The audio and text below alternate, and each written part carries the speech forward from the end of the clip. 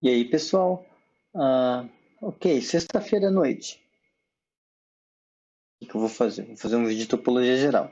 Por quê? Porque eu vi os vídeos do Gustavo e fiquei com vontade de fazer vídeo também. Mas pensa pelo lado bom. Esse vai ser o último vídeo dessa primeira temporada da playlist que você está vendo agora. Vamos encerrar o assunto compacidade, pelo menos por enquanto. E eu esqueci de avisar, tem vinheta.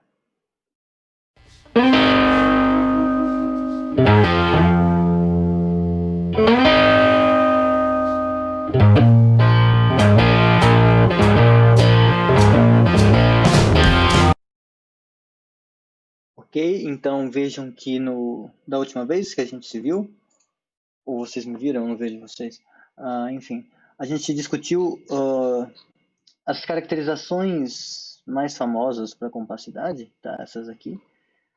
E ficamos essencialmente nisso. Hoje a gente vai finalizar essa parte.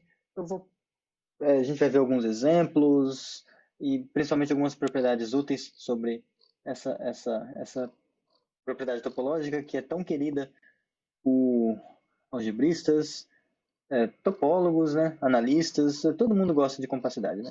Tem um professor meu, já foi professor meu, né, o Ederson, ele deu análise funcional.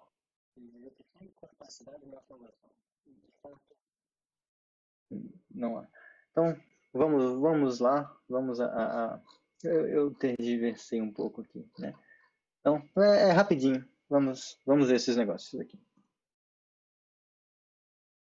Bom, a primeira coisa que a gente deveria ter feito, talvez assim, antes de discutir, né, a questão as caracterizações de espaços compactos e mesmo o teorema de Tycho, essas coisas assim, a gente não chegou a ver exemplos, né? Então eu estou devendo muitos exemplos para vocês. E aí, nesse vídeo a gente vai corrigir essa falha, certo? A começar com o exemplo mais imbecil, digamos assim, né? Conjuntos finitos. Ou melhor, conjuntos não, né? Espaços finitos, espaços topológicos finitos, são exemplos de espaços compactos. O modo de você verificar isso é por meio da definição de capacidade de coberturas, né? Então, pela caracterização em termos de coberturas abertas. Sai imediatamente, né? Termo, em termos de cobertura. Porque você tem uma cobertura por abertos do seu espaço topológico. Para cada ponto que você pega no espaço, você consegue selecionar um rapaz lá, então vamos dizer que seja X finito, espaço topológico, e U, uma cobertura por abertos. Então, para todo X que você pega em X, existe um certo o X que pertence à sua cobertura, tal que o X pertence ao X. Mas então, isso aqui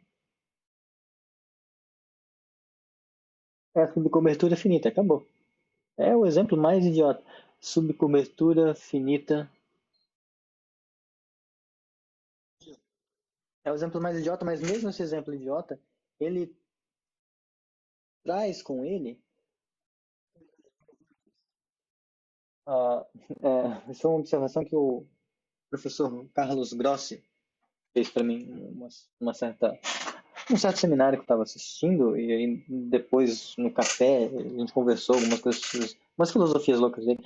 E aí observava o seguinte: eu não vou contar a história aqui, mas essencialmente, finitude é igual a discretude mais compacidade.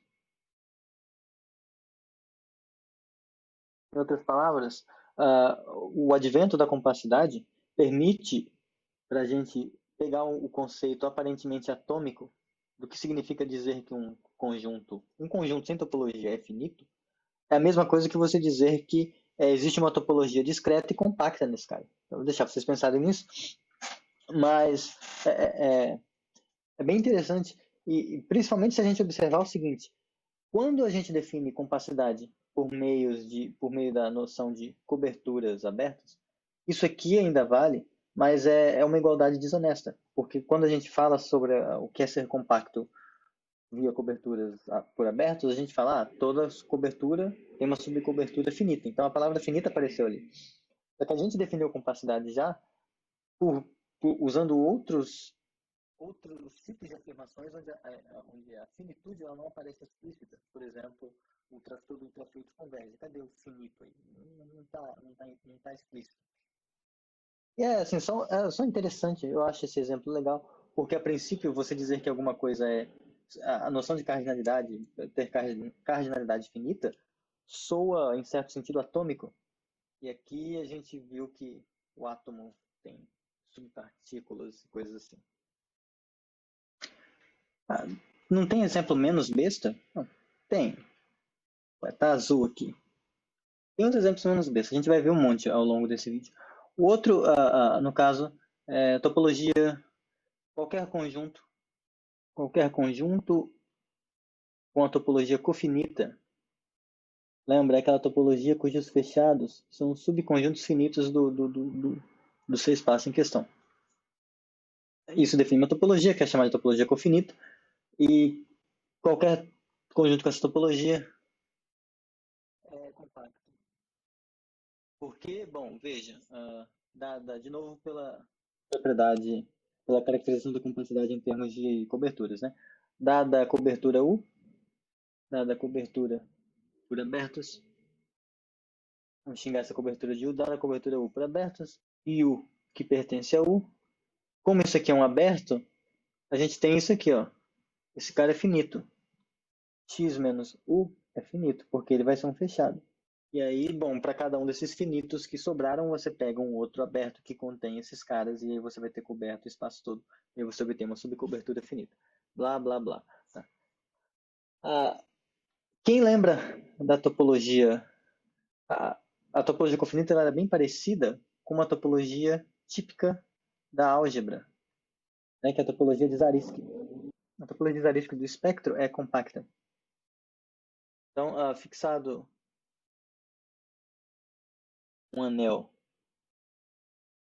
comutativo e com unidade R, a afirmação é que quando a gente considera a família dos ideais primos, que a gente chama de espectro, espectro de R, então, com a topologia de Zariski, é compacto. Eu acho que está com bem mais vírgulas do que precisa, mas enfim, estou falando pausadamente, então escrevo pausadamente.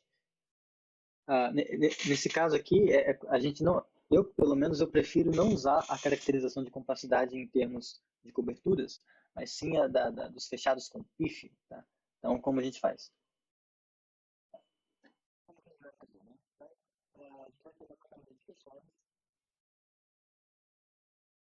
F uma família de fechados, tal que isso aqui acontece. Quando a gente faz a interseção dessa família, isso aqui é vazio. Então, a gente vai mostrar que a família F não tem a pífio, não tem a propriedade da interseção finita. Então, F não tem pífio. Ou seja, essa aqui é a versão dual da caracterização com capacidade em termos de coberturas, né? Porque na definição de via cobertura a gente tem uma quantidade, uma cobertura por abertos e mostra que vai ter uma subcobertura finita. Aqui a gente não tem uma cobertura de fechados, a gente tem uma interseção de fechados, que não está dando espaço todo, está dando o vazio, então dualizou.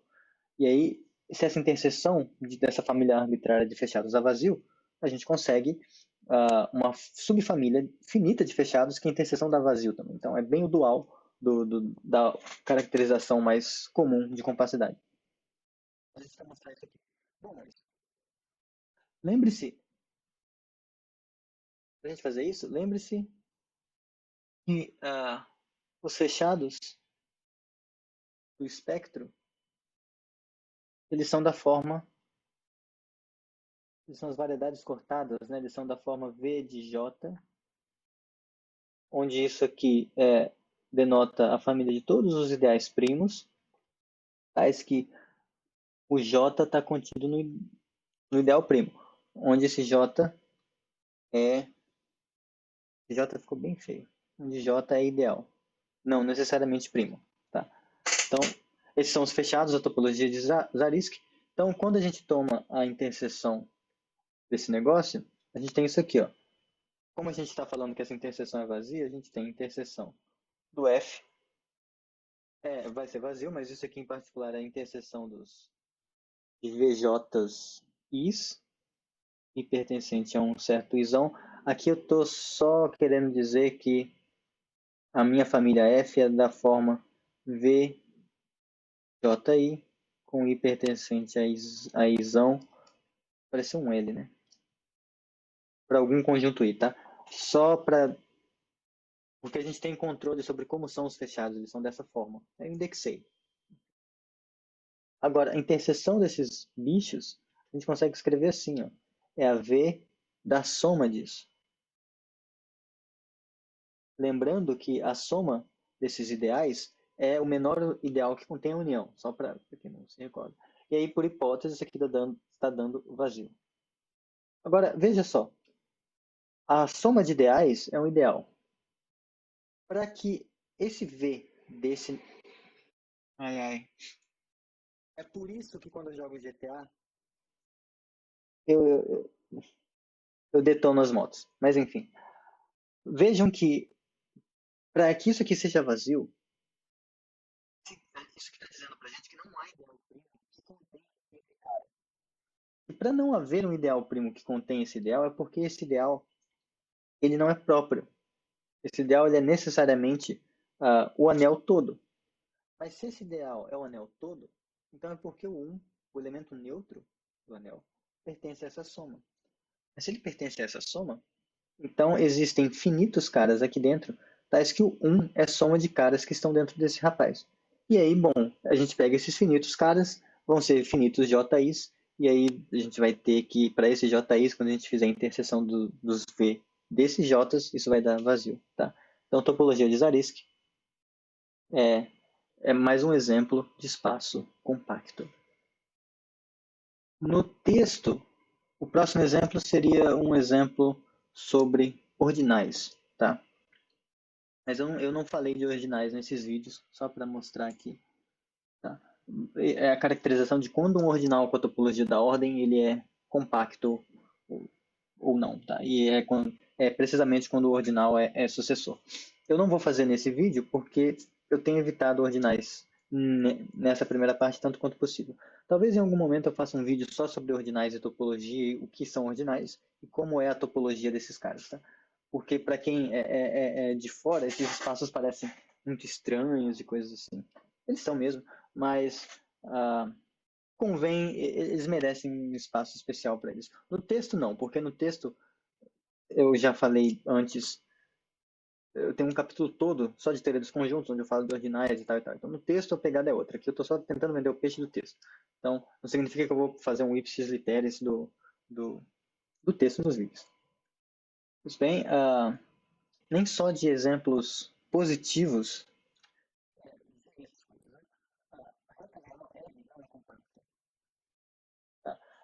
porque se você pega isso aqui, pegar essa cobertura aqui dos intervalos da forma -nn, com n pertencente aos naturais, lembrando que aqui eu penso quando a gente escreve n é igual ao conjunto esse n dos naturais maiores que zero, eu devia ter falado assim. Pronto. Tá? Então você pega esses rapazes aqui, é uma cobertura por abertos, sem subcobertura finita, né? Subcobertura finita. Porque você tá com a reta real aqui, aí você tem o zerinho aqui no meio, você está pegando intervalos centrados no zero que vão ficando cada vez maiores. E aí você faz isso até cobrir a reta toda. Você cobre porque a reta é um corpo ordenado completo, portanto, é arquimediano todo, cara, porque você tem um natural que está depois. Isso é equivalente à densidade dos racionais. Enfim. Ah, então, se você pega qualquer quantidade finita dessas coberturas, você pega o maior N, e aí no final, como elas estão crescendo, você vai ter coberto só um negócio assim. E aí tem toda essa parte aqui que ficou de fora. Portanto, não tem como cobrir infinitamente. Certo. Agora, para o 4, para a quarta observação, não vai ser... eu não lembro se eu cheguei a mencionar, mas... A reta de Sorgenfrey. Não sei se eu cheguei a abordar ela, mas ela vai ser importante na próxima playlist que eu vou começar em algum momento sobre axiomas de separação, que ela dá uns contra-exemplos bem legais. Quem tiver reclamando, isso aqui é o quê? Como está escrito? Vai no texto, olha lá está escrito direitinho. A reta de Sorgenfrey, ela é assim. Você pega x como sendo R como conjunto e abertos básicos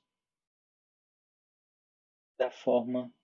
Agora eu não lembro se é assim ou assim. Eu acho que é assim. Da forma AB para A menor ou igual que B. Isso, nos reais. Então, os abertos básicos não vão ser os intervalos abertos usuais, tá? Vão ser esses intervalos semi-abertos.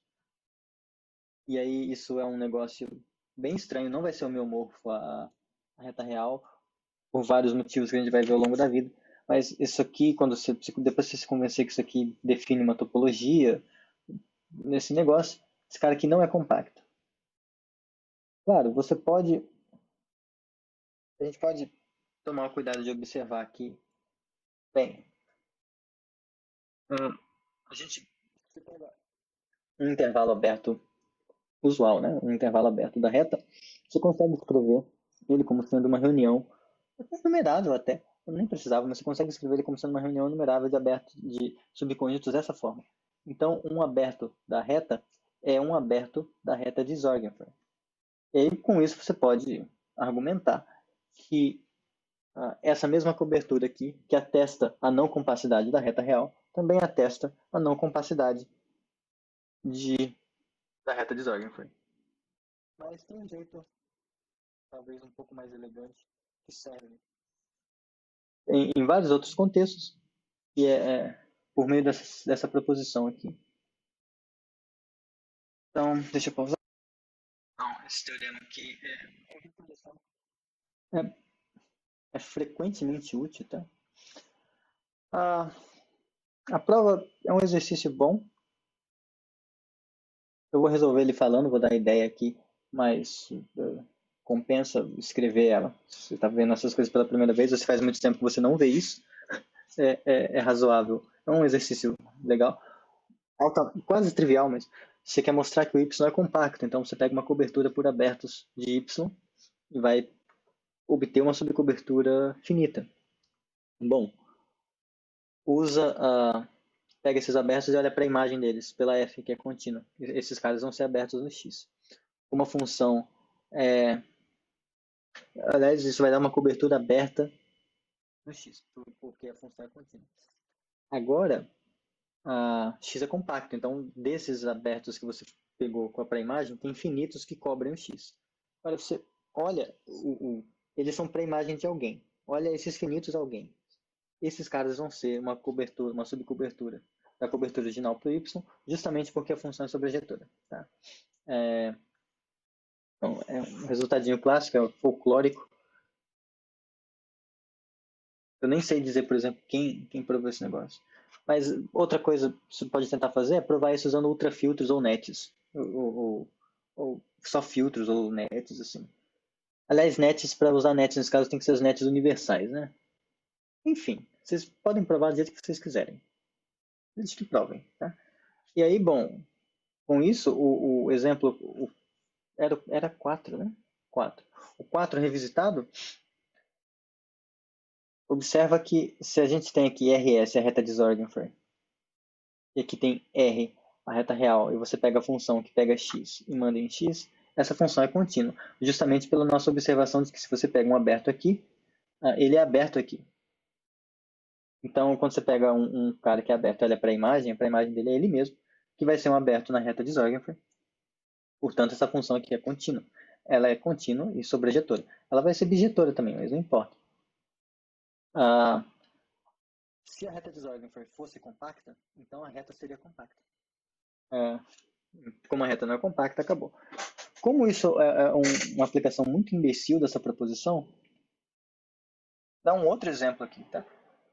Quando a gente olha o conjunto das... Pega um espaço topológico X da sua preferência.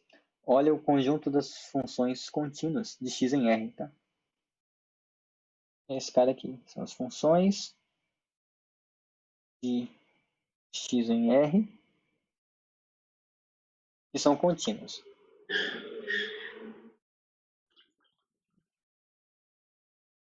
Com a topologia produto. Então, esse rapaz é compacto se somente esse X é vazio. Engraçado, né? Porque se X é igual a vazio, então CP de X vai ser um conjunto unitário, porque vai ter só uma função que sai do vazio e vai em R, que é a função vazia. Tá? Ela é contínua por vacuidade, e aí vai ser um conjunto finito, e portanto ele vai ser compacto. Agora, se X é diferente de vazio, então seja como que a gente prova isso usando uma proposição, né? Se X pertence a X1, então quando a gente olha a projeção, a coordenada X, que sai do CP de X, e vai em R, e pega uma função contínua e avalia em X, isso é uma função contínua porque é a restrição da projeção. Tá? A gente chama de avaliação aqui, mas é a projeção. Isso aqui é contínuo, é uma função contínua e sobre. Então, se o CP de X fosse compacto, então R seria.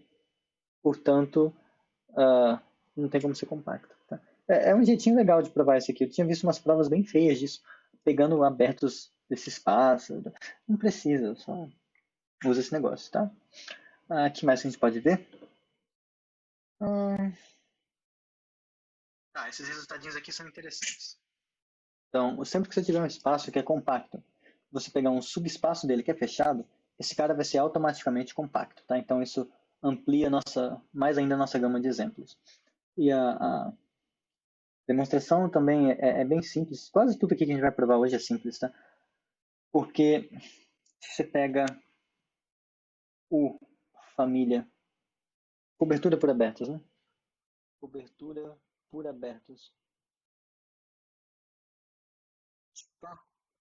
Então, esses abertos que estão nessa cobertura são da forma... Eu vou só fazer um esqueminha de como é a prova. Eles são da forma U inter K, onde esse U é aberto em X. Então, quando a gente fizer... a gente pode dizer que essa cobertura U é da forma... É assim, né?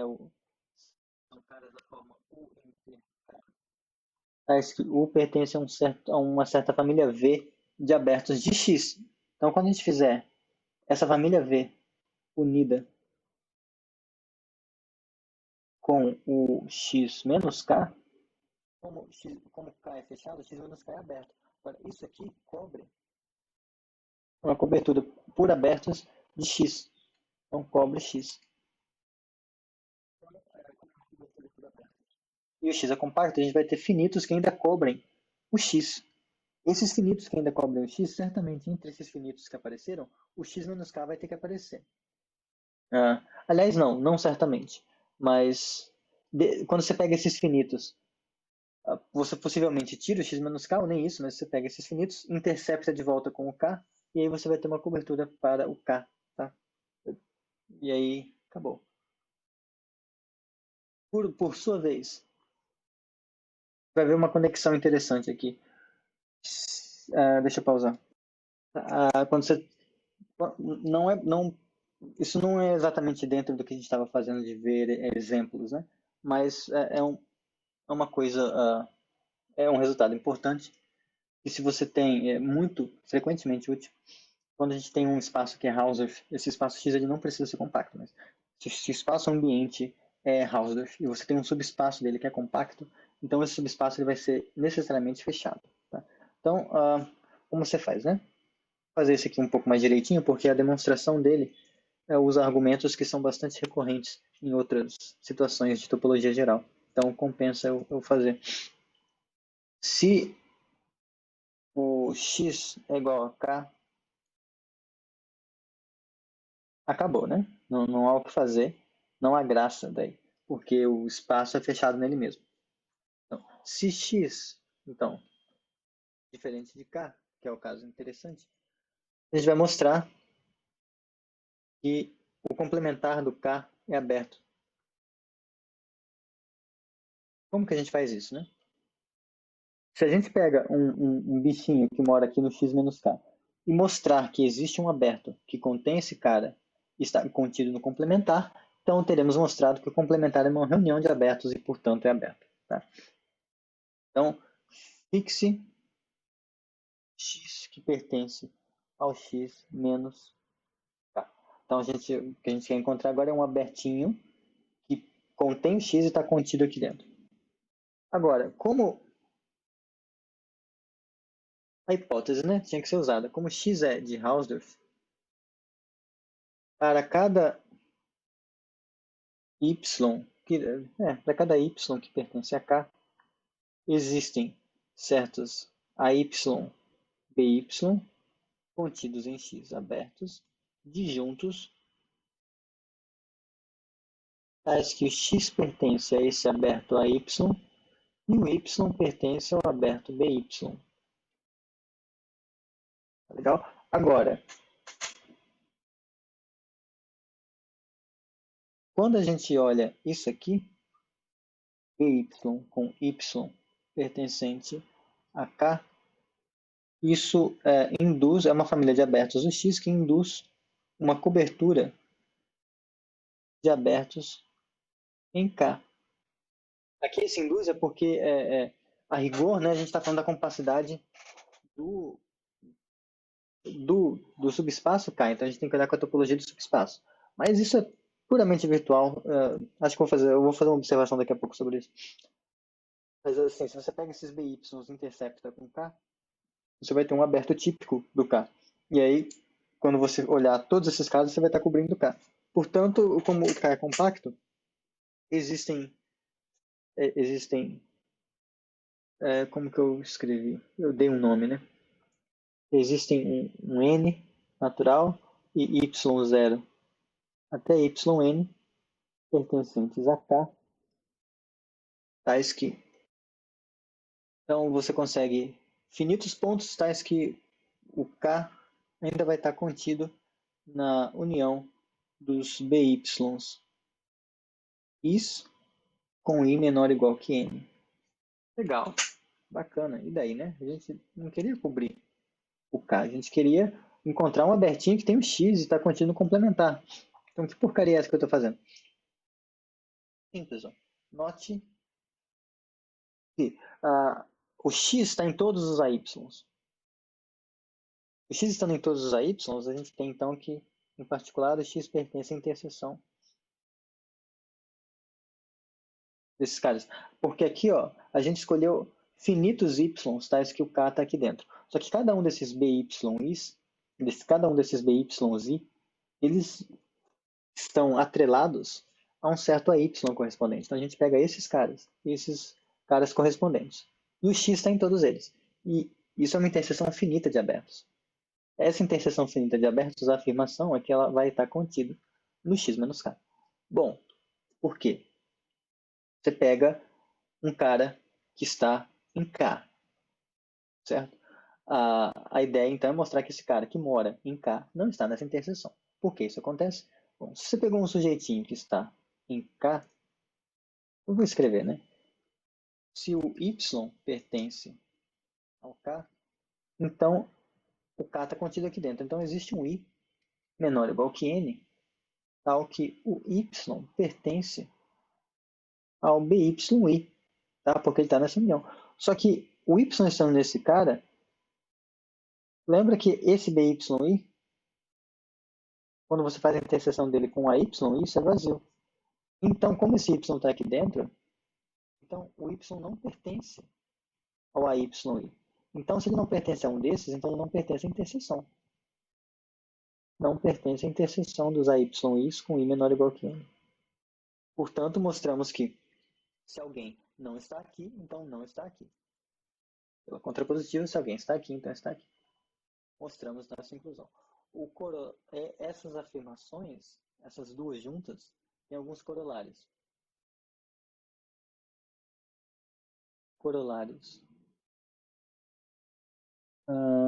Primeiro, se o seu espaço ambiente X ele é um compacto e é Hausdorff, ele tem essas duas propriedades, então o subespaço do seu espaço ambiente é fechado se somente se é compacto.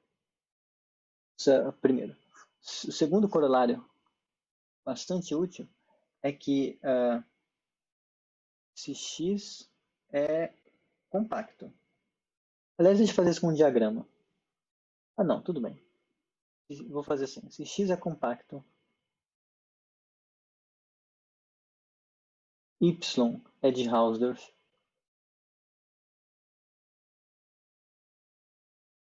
e F de X em Y é bijeção contínua, então F é homeomorfismo. Por quê?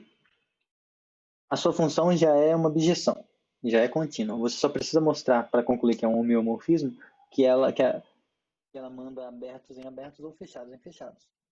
Tá? Nesse caso vai ser equivalente. Então você pega um fechado do X. Como o X é compacto, esse fechado ele é compacto. Agora, quando você fizer a imagem contínua dele, imagem contínua de compacto é compacto. Então, a imagem do seu fechado vai ser a imagem de um compacto. Então, vai ser um compacto aqui no Y. Mas o Y é de Hausdorff. Portanto, se você tem um compacto, ele é fechado. E aí você mostrou que imagem de fechado é fechado. Isso é bem prático na hora de você verificar alguns homeomorfismos na prática, tá? Quando você vai mexer com alguns exemplos bem particulares. Em topologia algébrica, inclusive, é um resultado frequentemente útil. Tá? Bom, há outras observações de caráter um tanto quanto curiosidade, tá? Nos encaminhamos aqui para o final.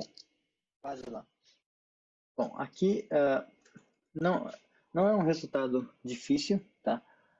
Você tem um espaço X que é pseudometrizável, então existe uma pseudométrica que induz a topologia dele. Se você pega um subespaço desse seu espaço pseudometrizável e é compacto, então esse K vai ser limitado em qualquer pseudométrica que for compatível com a topologia, ou seja, qualquer pseudométrica que induz a topologia daquele espaço vai ser tal que o K é compacto. Por que eu não sei assim? Porque, em geral, a gente costuma ver assim, né? Você vê esse resultado assim, XD é espaço métrico, e vê para métrico mesmo, né? Nem precisa você nem precisa da não degenerescência, mas você coloca porque as pessoas gostam de, sei lá, que distância de x a y c. As pessoas gostam de Hausdorff, né? Então, você pega XD espaço métrico e K contido em X compacto. Então, K é limitado. E, claro, o que significa ser limitado, né? Que eu não falei até agora. Isso aqui significa que existe um M maior do que zero, tal que o K está contido na bola de centro X e raio M para algum X.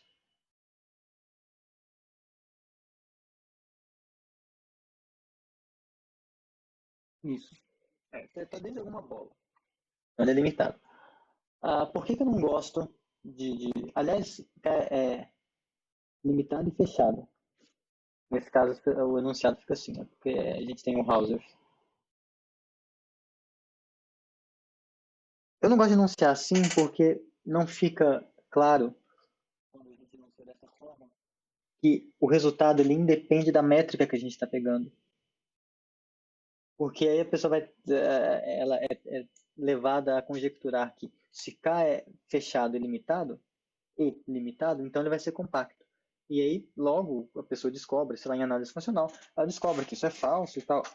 E aí ela começa a achar que esse resultado é absolutamente falso. E a recíproca disso é absolutamente falsa.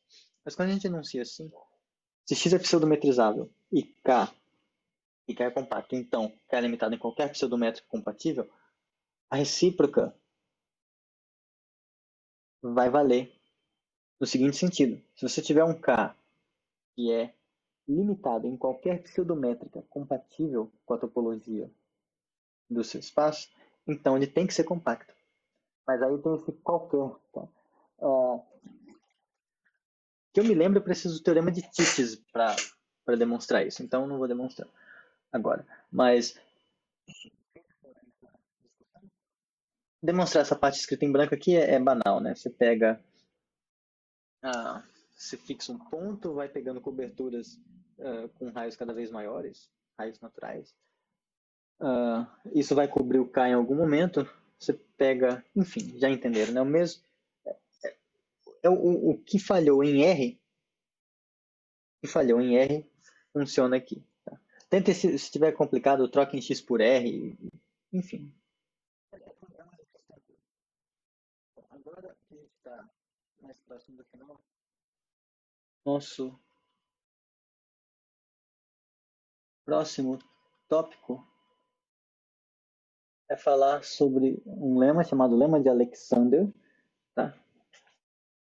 Esse Alexander não é nenhum outro Alexander que você conhece, ele é o Alexander do lema da subbase de Alexander, que é o que a gente vai provar aqui. É um lema bastante curioso e surpreendentemente útil.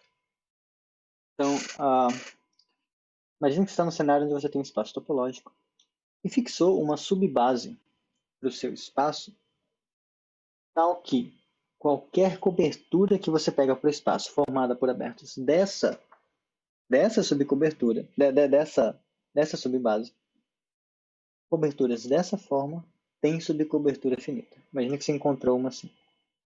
Então, você é capaz de garantir que o X vai ser um espaço compacto. Eu sou estranho na primeira vez, mas o que está acontecendo aqui? Para você dizer que o X é compacto, você tem que mostrar que qualquer cobertura por abertos tem subcobertura finita. Bom, agora, se você fixa uma base para o seu espaço topológico, não é difícil se convencer de que basta você mostrar que para coberturas de abertos dessa base, você vai ter subcoberturas finitas. Agora, para subbase, é estranho, porque um aberto do seu espaço, ele não é uma união de abertos da subbase. Ele é uma união de interseções finitas. Então, fica um negócio meio estranho. Ele é bem útil. Dá para provar o teorema de Tikhonov com isso, assim, brincando. Vejamos. A gente vai fazer pela contrapositiva, tá? Prova pela contrapositiva. E o que significa dizer isso? A gente vai mostrar que se o X não é compacto, então não importa qual seja a subbase que a gente fixou no começo, essa subbase a gente vai conseguir obter uma cobertura por abertos dela que não vai ter subcobertura finita. Tá? Então, nesse sentido que a gente vai fazer. Bom, mas se X não é compacto, eu vou só dar a ideia da prova, então os detalhes estão no texto. Então, existe um ultrafiltro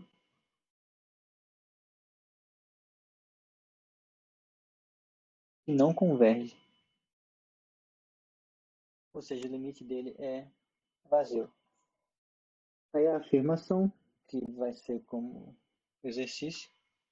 Quando a gente fizer isso aqui, o conjunto dos x, o conjunto dos b's pertencem à subbase.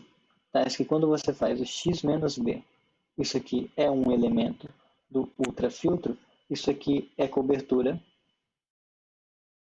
sem subcobertura finita.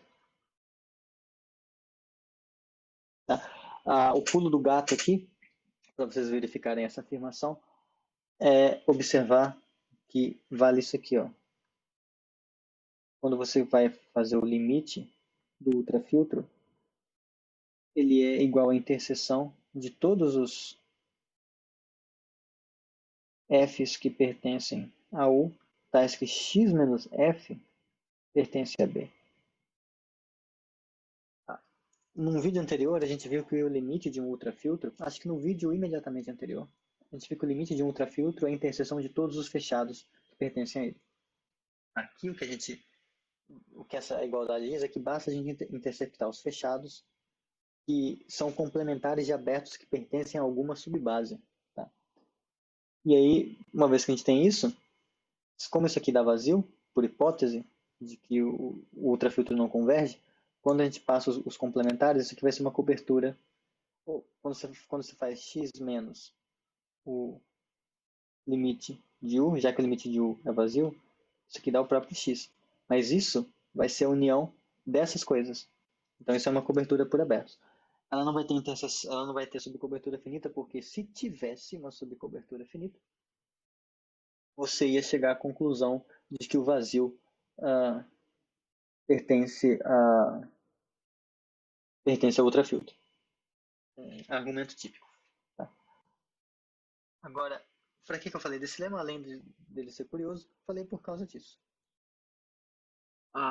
Por conta dessa versão do teorema de Heine-Borel. Tá? É uma generalização dele. Tá? Você tem uma ordem total, é um conjunto totalmente ordenado, é reflexivo, antissimétrico, transitivo e vale a tricotomia. Nessa ordem, todo subconjunto de T tem supremo, e aqui é todo mesmo, tá? Todo, não são só os limitados superiormente, não. Todo, inclusive o vazio. Todo mundo tem supremo, tá? Em particular, o supremo do vazio vai ser o menor elemento do sujeito.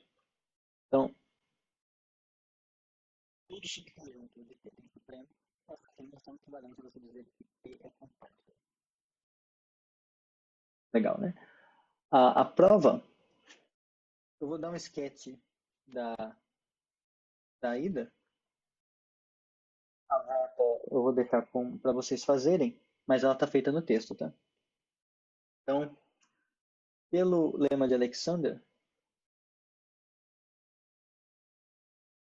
para a gente fazer I implica 2I, basta obter uma subbase esperta,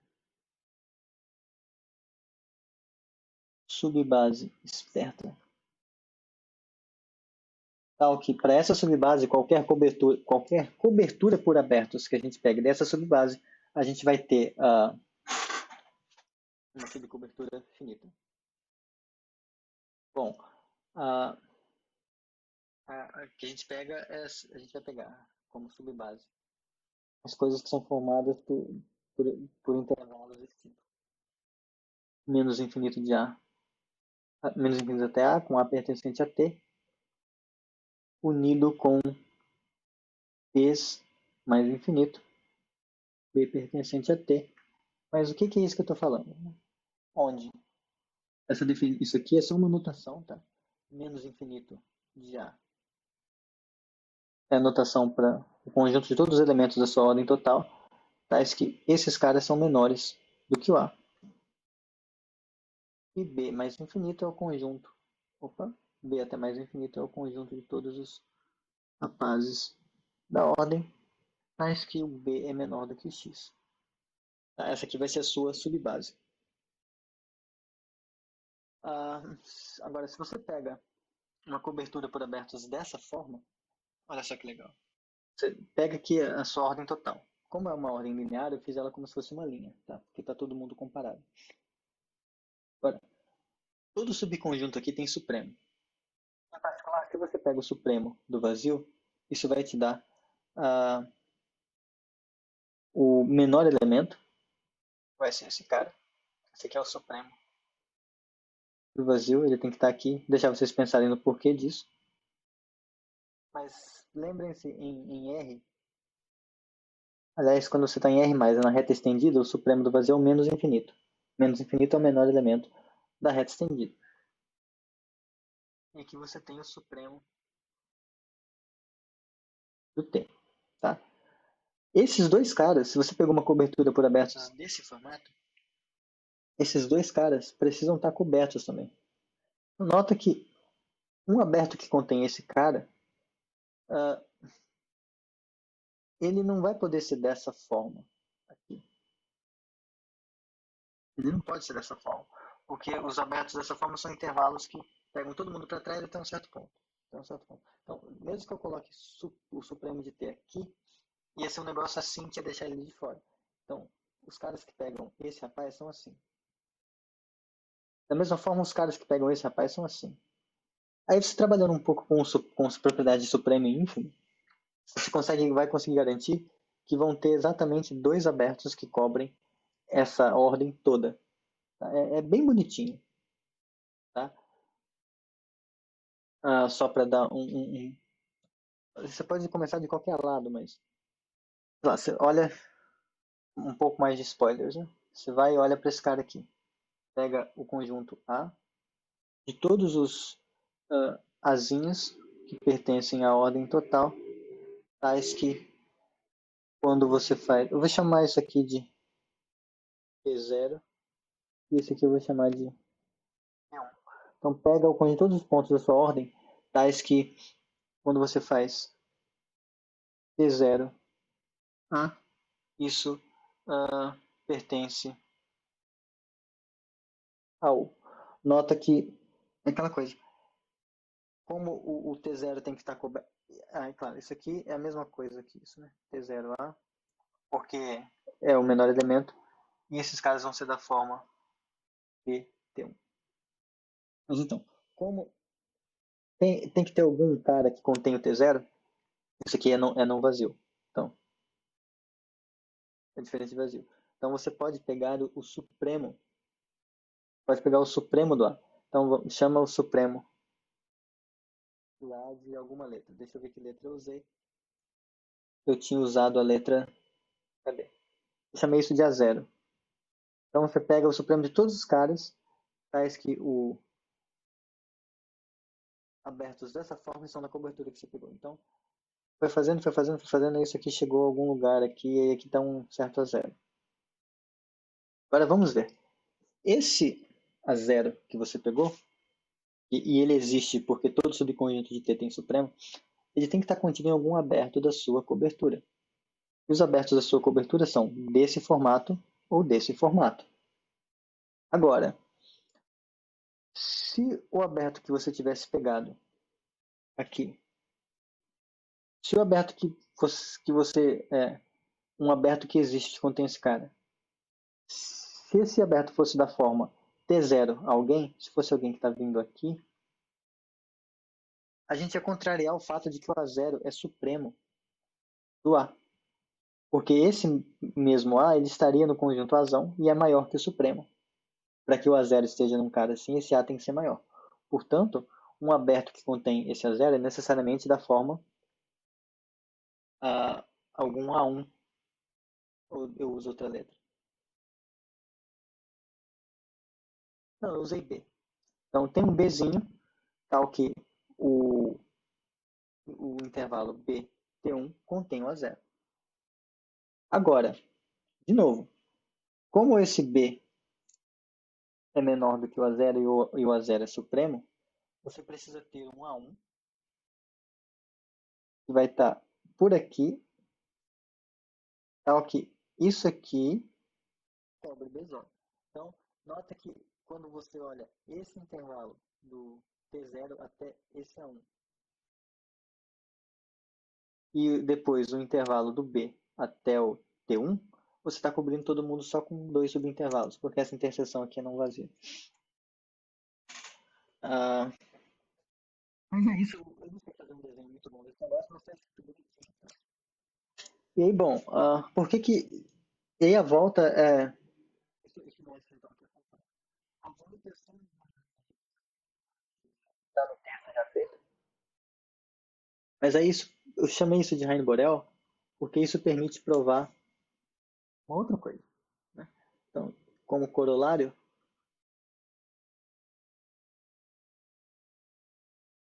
uma ordem total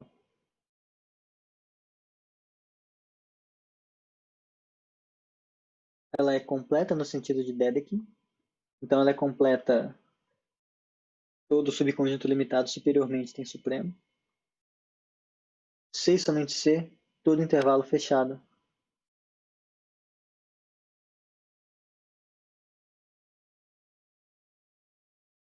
Fechado e limitado e compacto. Vou deixar vocês pensarem no porquê esse resultado está do resultado anterior, mas quem tiver com preguiça pode dar no texto, está feitinho. E aí, bom, claro que desse corolário a gente ganha outros exemplos, né? Isso aqui, aliás, nem precisa fazer assim, né? Isso aqui a gente já ganha aqui. AB é compacto. Onde isso aqui é em R. Um intervalo fechado e limitado é compacto. Tá? Outra coisa, a reta estendida também é compacta, porque é homeomorfo esse intervalo. Se você faz um truquezinho com o teorema de Tikhonov, você chega à conclusão de que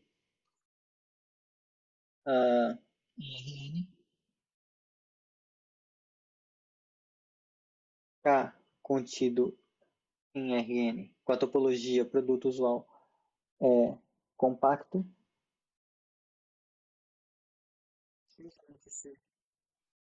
K é fechado e limitado. E aqui esse limitado é importante frisar que numa métrica compatível, aliás, não basta ser uma métrica compatível, numa métrica induzida por uma norma.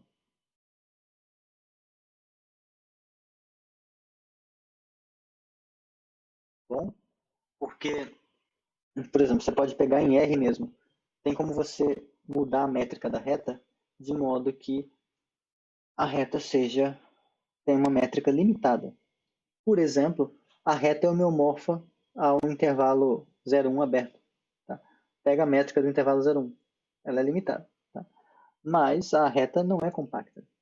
E ela é fechada nela mesma. Então, esse resultado depende da métrica que você está usando. E a métrica para esse resultado dar certo, ela tem que ser induzida por uma norma. Tá bom?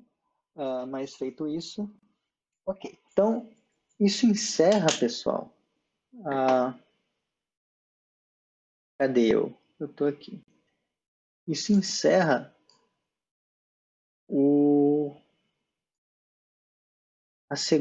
a segunda sessão do capítulo 1. Tá? Capítulo 1, que é o básico sobre topologia e convergência, ele tem 4 sessões. A gente viu já topologia e continuidade. Tá? Agora a gente acabou de ver a parte sobre convergência e compacidade. A gente viu um pouco de convergência de nets, filtros, um pouco mais com calma e compacidade. E aí, o que vem a seguir nesse capítulo, só para dar um gostinho para vocês, é a parte de gastronomia topológica, onde a gente vai mexer um pouco mais com como fazer topologias a partir de outras, um pouco mais de topologia inicial, quociente entra aqui.